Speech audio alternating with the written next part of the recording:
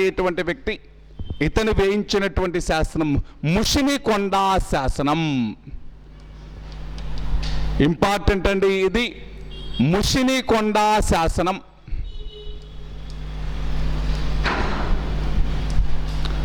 ముషినికొండ శాసనం.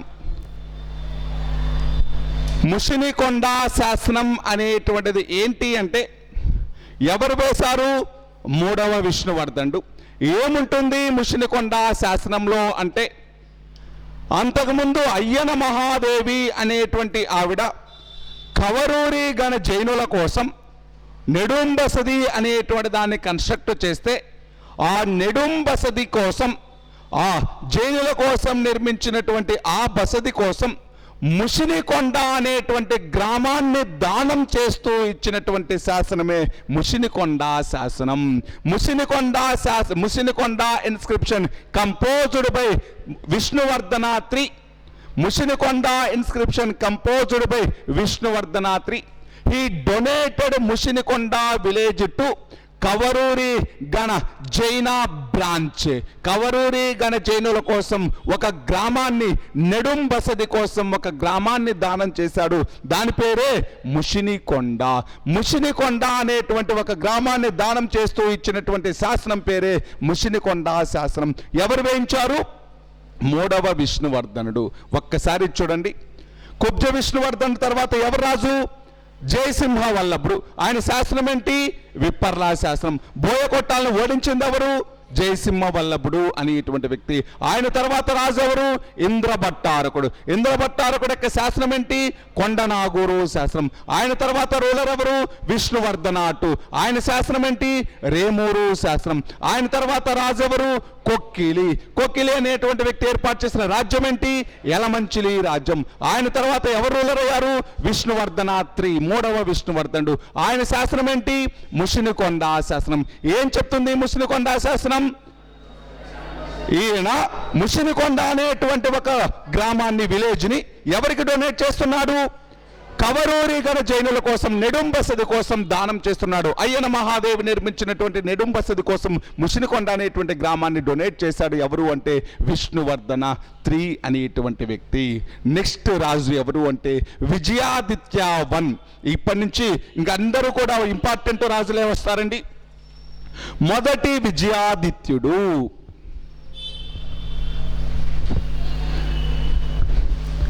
నేను ఇక్కడ ఏ పాయింట్లు అయితే చెప్తున్నానో అవన్నీ కూడా రిపీటెడ్గా చదవండి.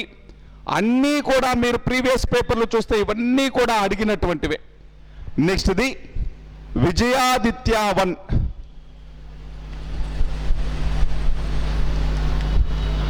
మొదటి విజయాదిత్యుడు. మొదటి విజయాదిత్యుడు అనేటువంటి వ్యక్తి కాలంలో ఏం జరిగింది అంటే, మొదటి విజయాదిత్యుడి కాలంలో అంతకుముందు ఉండేటువంటి బాదామి చాళుక్య రాజ్యము అనేటువంటి దానిని, బాదామి చాళుక్య రాజ్యము అనేటువంటి దానిని 753వ సంవత్సరంలో రాష్ట్రకూటులు అనేటువంటి వాళ్ళు ఓడించడం జరిగింది. 753వ సంవత్సరంలో రాష్ట్రకూటులు అనేటువంటి వాళ్ళు బాదామి చాళుక్య రాజ్యాన్ని అంతం చేసి, అంటే ఎవరైనా దంతిదుర్గుడు అనేటువంటి వ్యక్తి బాదామి చాళుక్యులను అంతం చేసి కొత్తగా ఏ రాజ్యాన్ని ఏర్పాటు చేశాడు అంటే రాష్ట్రకూట రాజ్యాన్ని ఏర్పాటు చేయడం జరిగింది. ఈ రాష్ట్రకూట రాజ్యాన్ని ఏర్పాటు చేసింది దంతిదుర్గుడు. ఈ దంతిదుర్గుడు అనేటువంటి వ్యక్తి రాష్ట్రకూట రాజ్యాన్ని ఏ వంశాన్ని అంతం చేసి ఏర్పాటు చేశాడు? బాదామి చాళు. ఇప్పుడు ఒకసారి చిన్న కాన్సెప్ట్, ఏమీ ఉండదు. రాష్ట్రకూటులకి వేంగి చాళుక్యులకి రైవాల్టీ వచ్చింది. రైవాల్టీ ఉందని చెప్తున్నాను కదా, ఆ రైవాల్టీ ఎందుకు వచ్చింది అనేది ఇక్కడ ఉంటుంది. ఇప్పుడు బాదామి చాళుక్యులని ఎవరేం చేశారు? రాష్ట్రకూటులు. ఎవరెండు చేశారు? దంతిదుర్గుడు. ఇప్పుడు ఎండు చేసినప్పుడు బాదామి చాళుక్యుల్లో లాస్ట్ రూలర్ ఎవరని చెప్పాను? కీర్తివర్మ II. రెండవ కీర్తివర్మ అనేటువంటి వ్యక్తిని ఓడించి, రెండవ కీర్తివర్మను ఓడించి దంతిదుర్గుడు బాదామి చాళుక్య వంశాన్ని అంతం చేసినప్పుడు ఇప్పుడు బాదామి చాళుక్య సేనాధిపతి ఉన్నాడు రాహప్ప అనేటువంటి వ్యక్తి. వినండి, మళ్ళీ రాసుకుందాం. బాదామి చాళుక్య సేనాధిపతి ఎవరండి? రాహప్ప. ఈ రాహప్ప అనేటువంటి వ్యక్తి యొక్క సహాయంతో, ఈ బాదామి చాళుక్య సేనాధిపతి అయినటువంటి రాహప్ప అనేటువంటి వ్యక్తి యొక్క సహాయంతో మళ్ళీ బాదామి చాళుక్య వంశాన్ని పునరుద్ధరించడానికి ప్రయత్నించాడు. ఎవరు అంటే మొదటి విజయాదిత్యుడు. పునరుద్ధరించడానికి ప్రయత్నించాడు అంటే ఎవరికి సహాయం చేసినట్టు? బాదామి చాళుక్యులకు సహాయం చేసి. ఎవరికి ఎగెనెస్ట్ గా? రాష్ట్రకూటులకు ఎగెనెస్ట్. మరి అందుకని అప్పటి నుంచి రైవాల్టీ స్టార్ట్ అయింది. అర్థమైంది కదండి? బాదామి చాళుక్య రాజవంశాన్ని రీస్టోర్ చేయడం కోసం ప్రయత్నించాడు. ఎవరు అంటే మొదటి విజయాదిత్యుడు. ఎవరికి సహాయం చేశాడు? రాహప్పకు సహాయం చేశాడు. దీనితోటి దంతిదుర్గుడు తన యొక్క అంటే దంతిదుర్గుడు కాలంలో దంతిదుర్గుడు తర్వాత అతని యొక్క దంతిదుర్గుడికి కొడుకులు లేకపోవడంతో దంతిదుర్గుడు యొక్క బాబాయ్ అయినటువంటి మొదటి కృష్ణుడు అనేటువంటి వ్యక్తి రాజవడం జరుగుతుంది. ఆ మొదటి కృష్ణుడు విజయాదిత్యుడి పైన దాడి చేసి విజయాదిత్యుడిని ఓడించడం జరిగింది. అప్పటి నుంచి స్టార్ట్ అయింది రైవాల్టీ. అలా రాష్ట్రకూటులతోటి ఈ వేంగి చాళుక్యులకి రైవాలిటీ ఎవరి కాలం నుంచి ప్రారంభమైంది? విజయాదిత్య 1. మళ్ళీ చెప్తాను చూడండి. మొదటి విజయాదిత్యుడు అనేటువంటి వ్యక్తి కాలంలో ఏ వంశం డిక్లైన్ అయింది? బాదామి చాళుక్య వంశం డిక్లైన్ అయింది. ఎవరు కొత్తగా రాజ్యాన్ని ఏర్పాటు చేశారు? రాష్ట్రకూటులు అనేటువంటి వాళ్ళు. దంతిదుర్గుడు అనేటువంటి వ్యక్తి రాష్ట్రకూట వంశాన్ని స్థాపించినప్పుడు బాదామి చాళుక్య మిలిటరీ కమాండర్ అయినటువంటి రాహప్ప అనేటువంటి వ్యక్తి సహాయంతో ఈ విజయాదిత్య 1 అనేటువంటి వ్యక్తి తిరిగి బాదామి చాళుక్య రాజ్యాన్ని రీస్టోర్ చేయడానికి ప్రయత్నించడం జరిగింది. బాదామి చాళుక్య వంశాన్ని పునరుద్ధరించడానికి రీస్టోర్ చేయడానికి ట్రై చేసినప్పుడు అప్పటి రాజైనటువంటి కృష్ణ 1 మొదటి కృష్ణుడు అనేటువంటి వ్యక్తి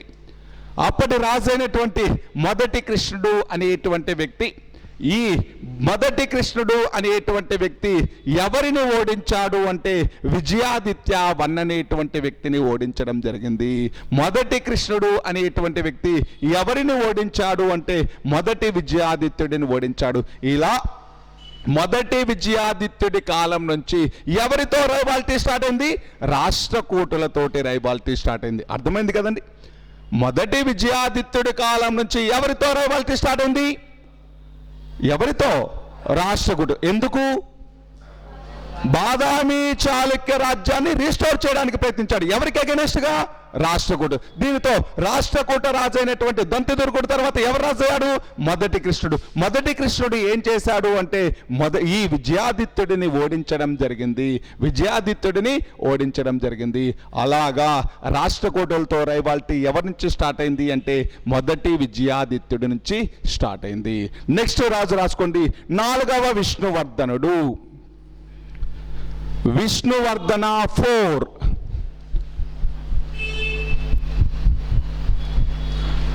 నాలుగవ విష్ణువర్ధనుడు. విష్ణువర్ధన 4 అనేటువంటి వ్యక్తి. 4వ విష్ణువర్ధన 4 అనేటువంటి వ్యక్తి. ఈ 4వ విష్ణువర్ధనుడు అనేటువంటి వ్యక్తి యాక్చువల్గా రాష్ట్రకూట రాజ్యంలో అక్కడ సింహాసనం కోసం 2 వ్యక్తులు ఫైట్ చేసుకుంటున్నారు. ఆ 2 వ్యక్తులు ఎవరు అంటే నేను ఎక్కడ చెప్తున్నాను? రాష్ట్రకూట రాజ్యంలో చెప్తున్నాను. ఎవరెవరికి మధ్య రైవాల్టీ స్టార్ట్ అయిందంటే గోవిందుడు అనేటువంటి వ్యక్తికి వారసత్వ విషయంగా గోవిందుడికి ధ్రువుడు. మీరు రాష్ట్రకూటుల పేరు వినింటారు. ధ్రువుడు అనేటువంటి వ్యక్తి మొత్తము ప్రతిహార పాల వంశాలను ఓడించినటువంటి వాడు ధ్రువుడు అని చెప్పింటాను. ఇప్పుడు రాష్ట్రకూట రాజ్యంలో ఎవరెవరికి మధ్య రైవాల్టీ స్టార్ట్ అయింది? గోవిందుడికి ధ్రువుడికి మధ్య రైవాల్టీ స్టార్ట్ అయినప్పుడు దీన్ని అవకాశంగా తీసుకున్నాడు ఎవరు అంటే విష్ణువర్ధన 4. ఈ 4వ విష్ణువర్ధనుడు ఎవరికి సహాయం చేశాడు అంటే గోవిందుడికి సహాయం చేశాడు. 4వ విష్ణువర్ధనుడు ఎవరికి హెల్ప్ చేశాడు? గోవిందుడికి. కానీ ధ్రువుడు అనేటువంటి వ్యక్తి గోవిందుడిని ఓడించేసి రాష్ట్రకూట రాజ్యానికి ఎవరు వచ్చారు? ధ్రువుడు. ఆయన రాజు అయిన వెంటనే అంతకుముందు ఆయనకి అగైనెస్ట్ గా పనిచేశాడుగా ఎవరు? 4వ విష్ణువర్ధన్. అందుకే 4వ విష్ణువర్ధన్ పైన అటాక్ చేసి 4వ విష్ణువర్ధన్ని ఓడించి ఈ 4వ విష్ణువర్ధన్ యొక్క కూతురైనటువంటి శీల మహాదేవిని పెళ్లి చేసుకోవడం జరిగింది. ఈ విష్ణువర్ధన 4 యొక్క కూతురైనటువంటి శీల మహాదేవి అనేటువంటి ఆవిడని ఎవరు పెళ్లి చేసుకున్నారు? ధ్రువుడు. ఎవడు పెళ్లి చేసుకున్నాడండి? ధ్రువుడు. మళ్ళీ చెప్తాను చూడండి.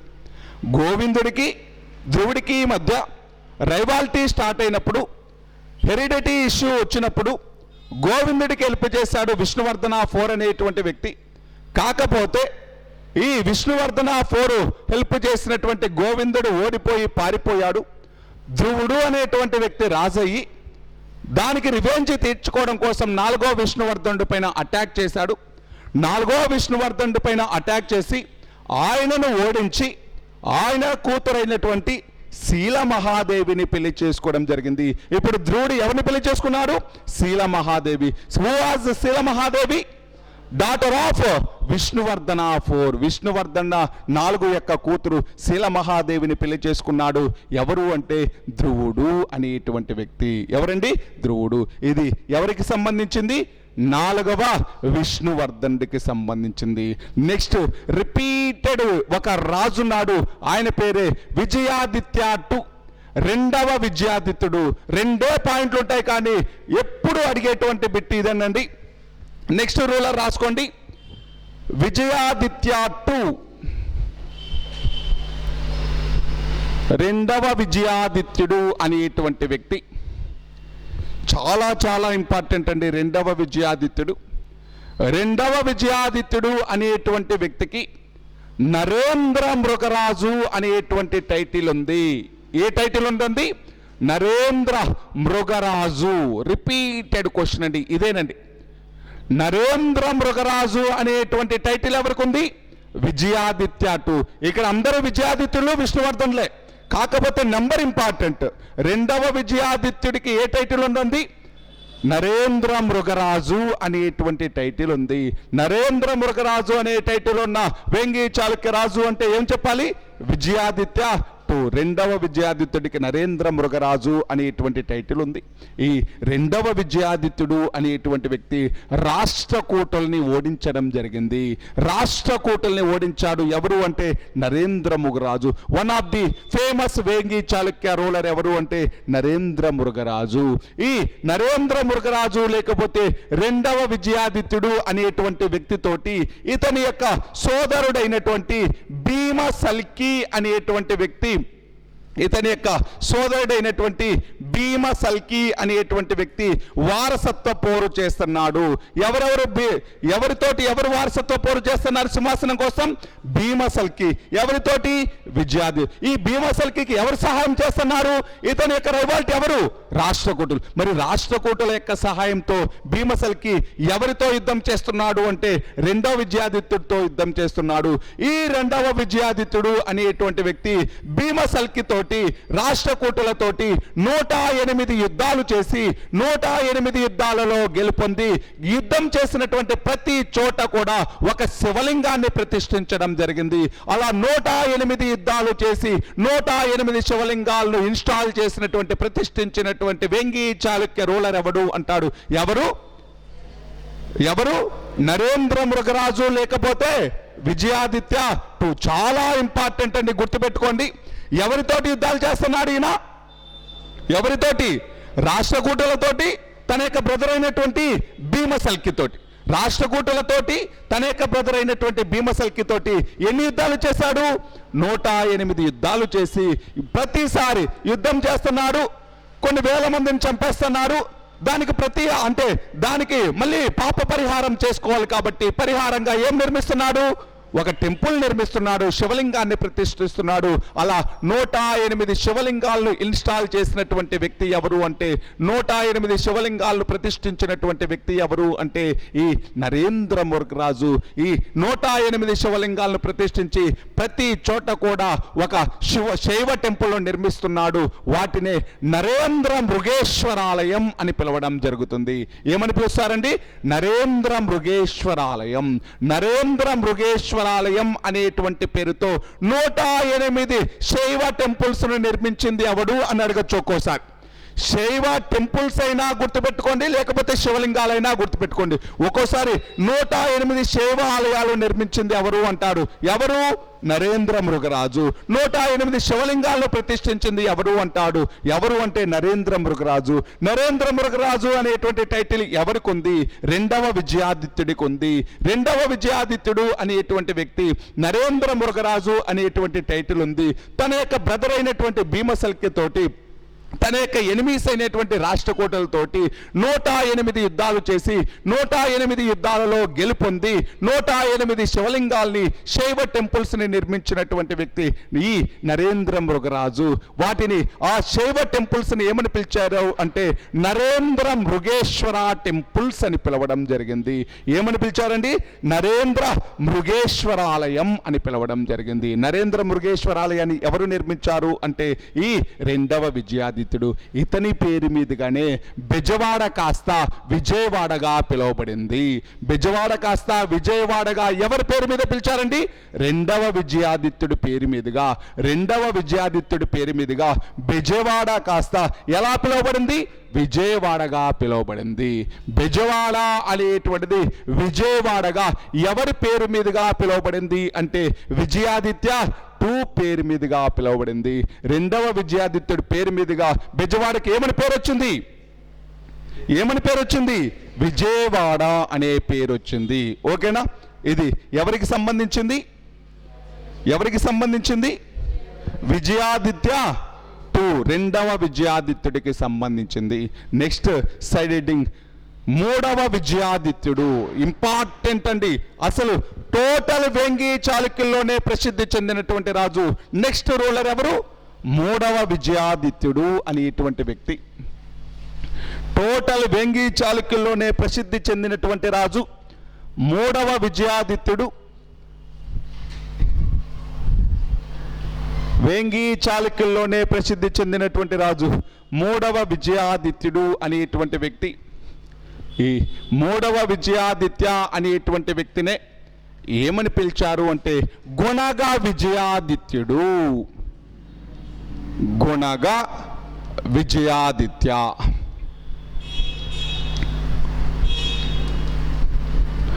మూడవ విజయాదిత్యుడిని ఏమని పిలిచారు అంటే గుణగ విజయాదిత్యుడు అని పిలవడం జరిగింది. గుణగ విజయాదిత్యుడు అని ఎవరిని పిలిచారు అంటే మూడవ విజయాదిత్యుడిని పిలవడం జరిగింది. ఈ గుణగ విజయాదిత్యుడు లేకపోతే మూడవ విజయాదిత్యుడు అనేటువంటి వ్యక్తి దాదాపు 847 నుంచి 897 వరకు పరిపాలించినటువంటి వ్యక్తి. 847 నుంచి 887 వరకు, 847 నుంచి ఆ టైం పీరియడ్ అనేటువంటిది గుర్తుండాలని చెప్తున్నాను అంతే. మీరు పర్టికులర్గా ఇయర్లు ఏమీ నేర్చుకోవాల్సిన అవసరం లేదు. ఆ టైం పీరియడ్ కోసం చెప్తున్నాను.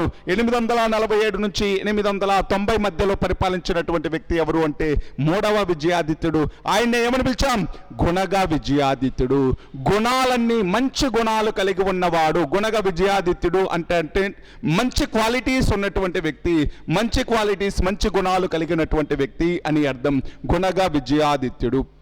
ఎగ్జామ్లో గుణగ విజయాదిత్య అనేటువంటి టైటిల్ ఎవరికి ఉంది అంటే ఏం చెప్పాలి? మూడవ విజయాదిత్యుడు.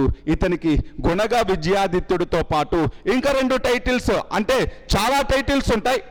పరమేశ్వర అనేటువంటి టైటిల్, మళ్ళీ సర్వసిద్ధి అనేటువంటి టైటిల్, అవన్నీ మనకు అవసరం లేదు. అందరికీ కామన్గా ఉండేటువంటి టైటిల్స్, సపరేట్గా స్పెషల్గా ఉండేటువంటి టైటిల్స్ 2 ఉన్నాయి. అవి త్రిపుర మర్త మహేశ్వర.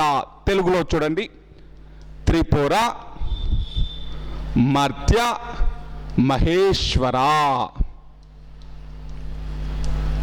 త్రిపుర మర్త్య మహేశ్వర, రిపీటెడ్ క్వశ్చన్ అండి.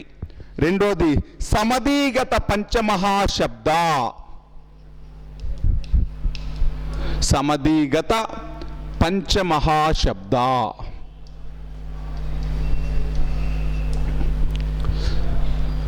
గుణగ విజయాదిత్యుడి యొక్క టైటిల్స్ అండి. త్రిపుర మర్త్య మహేశ్వర సమధిగత పంచమహాశబ్ద, రిపీటెడ్ క్వశ్చన్ ఇదండి. త్రిపుర మర్త్య మహేశ్వర అనేటువంటిది. త్రిపుర మర్త్య మహేశ్వర సమధిగత పంచమహాశబ్ద అనేటువంటి టైటిల్స్ ఉన్నాయి. త్రిపుర మర్త్య మహేశ్వర అంటే 3 పురాలను జయించినటువంటి వాడు అని అర్థం. ఆ 3 పురాలు ఏంటి అంటే నెల్లూరు, కిరణపురం, అచలపురం అనేటువంటివి. నెల్లూరు, కిరణపురం, అచలపురం.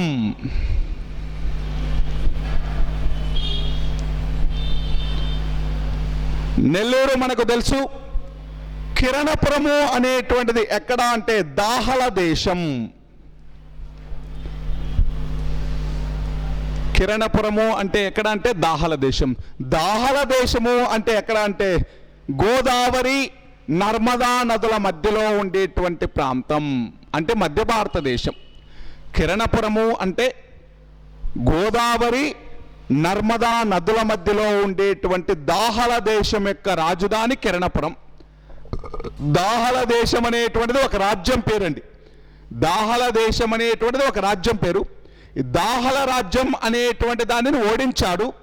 దాహల రాజ్యం యొక్క రాజధాని ఏంటి అంటే కిరణపురం. దాహల రాజ్యాన్ని ఓడించి కిరణపురం అనేటువంటి దానిని తన కంట్రోల్లోకి తెచ్చుకున్నాడు. కాబట్టి నెల్లూరిని ఓడించిన వాడు త్రిపుర మర్త్య మహేశ్వర అంటే 3 పట్టణాలను ఓడించిన వాడు. ఏ ఏ పట్టణాలు అవి? నెల్లూరిని, దాంతోపాటు కిరణపురాన్ని, దానితో పాటు అచలపురం. అంటే ఇంకా మధ్య భారతదేశాన్ని అంటే మధ్య భారతదేశాన్ని దాటి ఇంకా కొంచెం పైకి వెళ్ళినటువంటి, ఇంకా కొంచెం పైకి వెళ్తే ఉండేటువంటి ప్రాంతం అచలపురం అనేటువంటిది. ఇలా నెల్లూరు, కిరణపురం, అచలపురం అనేటువంటి 3 ప్రాంతాలను జయించాడు. కాబట్టి 3 ప్రాంతాలను జయించాడు కాబట్టి ఏం టైటిల్ వచ్చింది?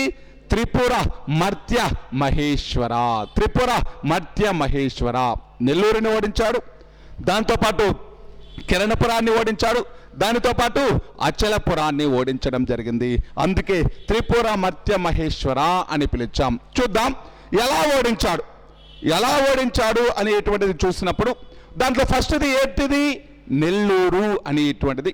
యాక్చువల్గా గుణగ విజయాదిత్యుడి యొక్క సైనిక విజయాలలో ప్రముఖమైనటువంటి 4 వ్యక్తులు, నలుగురు బ్రాహ్మణులు ఉండేటువంటి వాళ్ళు సేనాధిపతుల్లాగా. గుణగ విజయాదిత్యుడి యొక్క సైనిక విజయాలన్నీ కూడా ఎవరి వల్ల కారణము అంటే ఈ 4 వల్లే, బ్రాహ్మణ సేనాధిపతుల వల్లే కారణం. వాళ్ళు ఎవరు అంటే ఫస్ట్ది వినయాదిత్య శర్మ, లేకపోతే వినయాదిత్యుడు. నెక్స్ట్ పండరంగడు, లేకపోతే పాండురంగడు అంటారండి. పండరంగడన్నా పాండురంగడన్నా ఇది 2 ఒకటే. కడియరాజు, రాజాదిత్యుడు.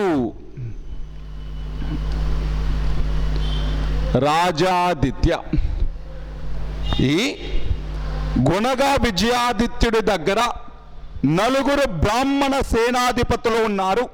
ఎవరు వాళ్ళు? వినయాదిత్య శర్మ, పండరంగడు, కడియరాజు, రాజాదిత్యుడు. పండరంగడు, రాజాదిత్యుడు, కడియరాజు, వినయాదిత్యుడు. మళ్ళీ చెప్తాను చూడండి. గుణగ విజయాదిత్యుడు వద్ద ఉండేటువంటి 4 బ్రాహ్మణ సేనాధిపతులు ఎవరు అంటే వినయాదిత్యుడు, పండరంగడు, కడియరాజు, రాజాదిత్యుడు అనేటువంటి వాళ్ళు. ఈ అందరూ 4 బ్రాహ్మణ సేనాధిపతుల్లోకెల్లా కూడా ప్రముఖమైనటువంటి వాడు పండరంగడు అనేటువంటి వ్యక్తి. ఈయనే రిపీటెడ్ క్వశ్చన్ అండి, మనకు ఎప్పుడు అడిగేటువంటి వ్యక్తి ఇతని దగ్గర నుంచే. ఇప్పుడు పండరంగడు అనేటువంటి వ్యక్తి ఎవరి యొక్క మిలిటరీ కమాండర్? గుణగ విజయాదిత్యుడి యొక్క సేనాధిపతి. ఇప్పుడు ఈ గుణగ విజయాదిత్యుడి యొక్క ఆదేశం మేరకు పండరంగడు అనేటువంటి వ్యక్తి ఈ ప్రకాశము నెల్లూరు ప్రాంతాల మధ్యలో ఉండేటువంటి బోయకొట్టాలు అనేటువంటి వాటిని ఓడించి, బోయకొట్టాలు అంతకుముందు జయసింహ వల్లభుడు ఓడించినవి, మళ్ళీ వీళ్ళు లాస్ అవ్వడం జరిగింది వేంగి చాళుక్యులు. ఆ లాస్ అయినటువంటి వాటిని అన్నిటినీ కూడా మళ్ళీ పండరంగడు అనేటువంటి వ్యక్తి ఓడించి, బోయకొట్టాలు అన్నింటినీ కూడా ఓడించి, బోయకొట్టాలు అంటే ఏ ప్రాంతం అని చెప్పాను? నెల్లూరు పరిసర ప్రాంతాలు, అంతేనా? ప్రకాశము, కందుకూరు, నెల్లూరు ప్రాంతాల్లో ఉండేటువంటివే బోయకొట్టాలు. ఆ బోయకొట్టాలన్నిటినీ ఎవడు ఓడించాడు? పండరంగడు అనేటువంటి వ్యక్తి ఓడించి ఆ బోయకొట్టాలను నిరంతరం కంట్రోల్లో ఉంచడం కోసం కందుకూరు వద్ద ఒక కోటను నిర్మించడం జరిగింది. కందుకూరు వద్ద ఒక ఫోర్టుని నిర్మించింది. ఎప్పుడైనా ఎగ్జామ్లో అడిగాడు అనుకోండి, కందుకూరు వద్ద కోటను నిర్మించినటువంటి వ్యక్తి ఎవరు? పండరంగడు. ఎందుకోసం? టు కంట్రోల్ బోయకొట్టాలు అనేటువంటి వాటిని కంట్రోల్ చేయడం కోసం, మానిటరింగ్ చేయడం కోసం, ఎప్పుడు వాటిని అదుపులో ఉంచడం కోసం కందుకూరు వద్ద ఒక కోటను నిర్మించాడు. ఆ కందుకూరు ప్రాంతానికి పండరంగడిని గవర్నర్గా నియమించాడు. ఎవరు అంటే గుణగ విజయాదిత్యుడు.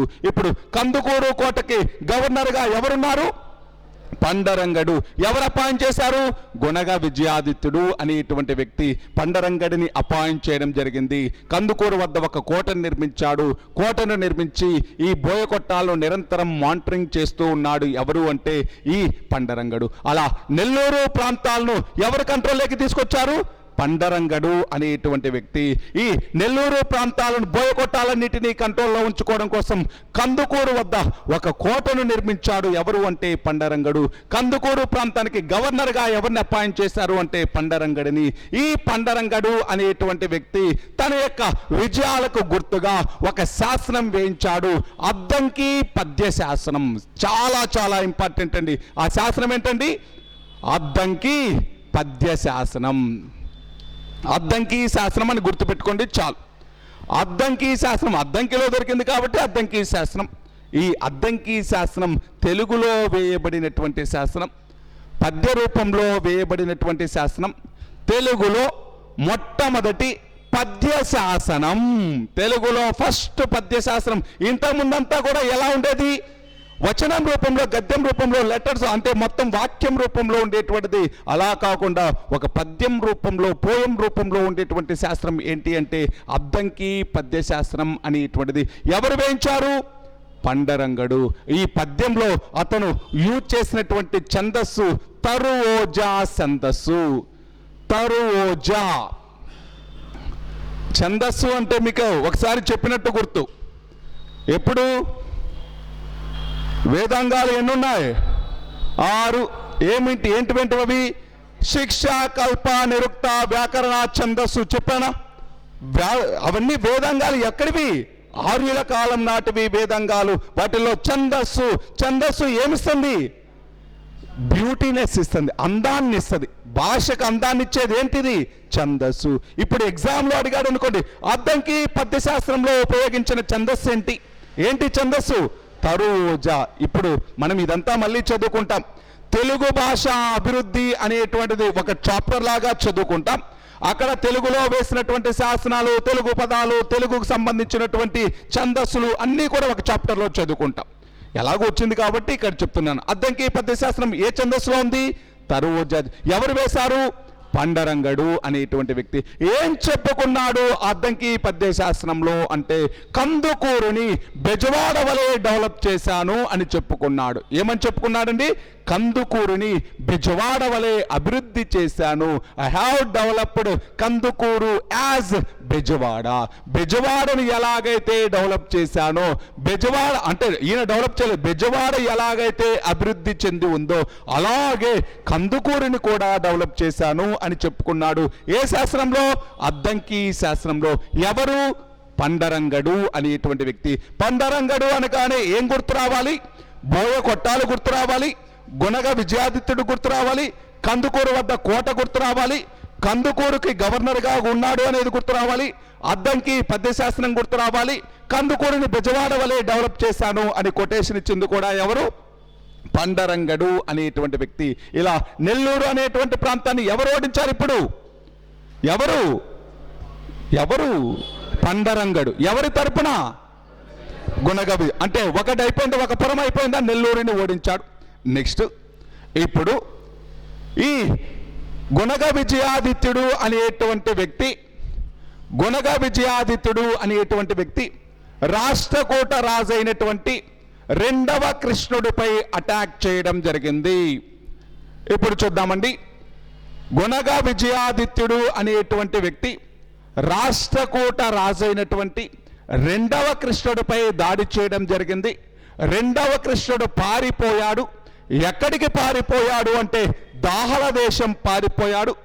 దాహల దేశాన్ని అప్పుడు ఎవరు పరిపాలిస్తున్నాడు అంటే సకీలుడు అనేటువంటి వ్యక్తి రూల్ చేస్తున్నాడు.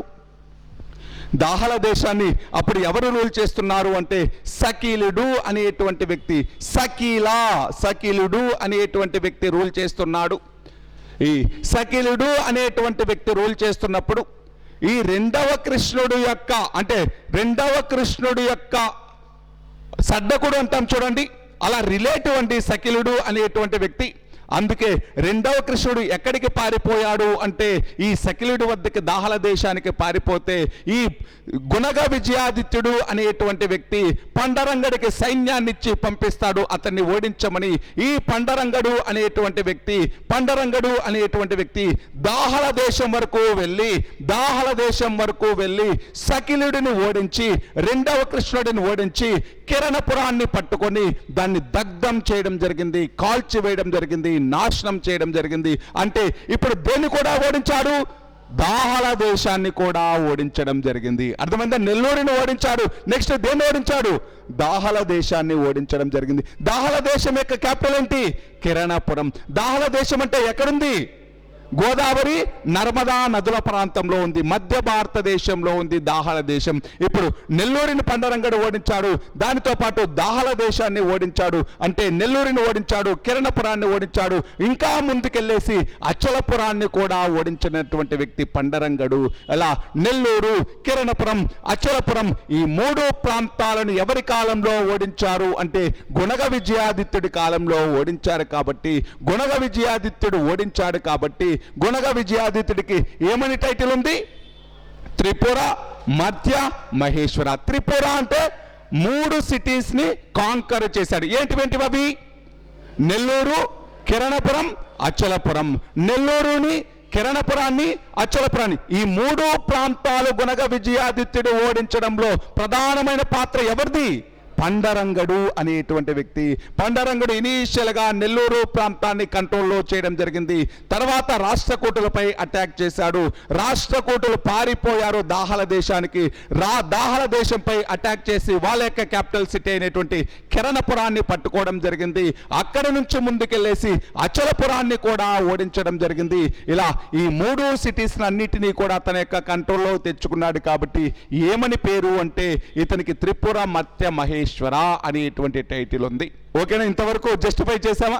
నెక్స్ట్ టైటిల్ ఏంటి? సమధిగత పంచమహాశబ్ద. ఈయన ఎవరిని ఓడించాడని చెప్పాను? రాష్ట్రకూటల్ని ఓడించాడు. రాష్ట్రకూట రూలర్ అయినటువంటి రెండవ కృష్ణుడిని ఓడించాడు. రెండవ కృష్ణుడిని ఓడించి ఈ రాష్ట్రకూటుల యొక్క రాజ చిహ్నాలు ఉంటాయి, ఎంబ్లమ్ అంటే సింబల్స్ ఉంటాయి. అవి గంగా యమున తోరణాలని రాష్ట్రకూటుల యొక్క చిహ్నమైనటువంటి గంగా యమున తోరణాలని, దానితో పాటు పాలి ధ్వజాన్ని తనతో పాటు తీసుకురావడం జరిగింది. అంటే మళ్ళీ చెప్తాను చూడండి.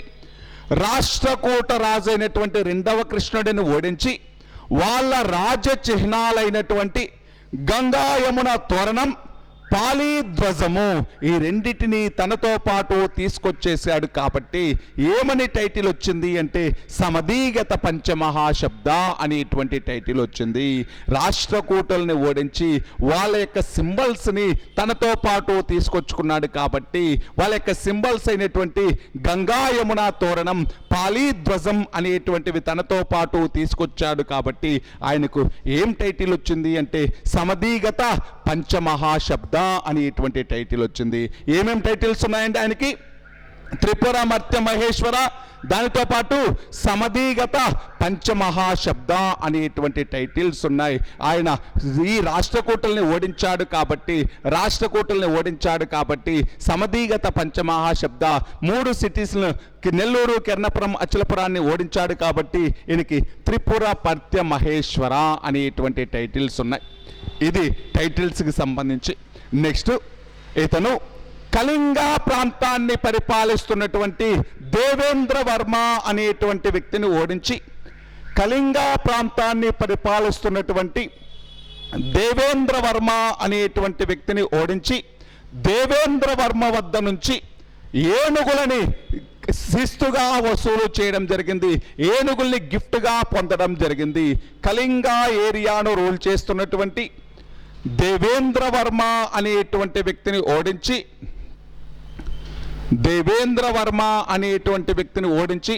అతని వద్ద నుంచి ఏనుగులని, ఎలిఫెంట్స్ని గిఫ్ట్స్గా పొందడం జరిగింది, బహుమతిగా పొందడం జరిగింది. ఈ ఏనుగులని అతని దగ్గర నుంచి పొందినటువంటి వ్యక్తి ఎవరు అంటే గుణగ విజయాదిత్యుడు అనేటువంటి వ్యక్తి. ఈ గుణగ విజయాదిత్యుడు యొక్క లైఫ్ స్టోరీని 2 రకాలుగా డివైడ్ చేయవచ్చు.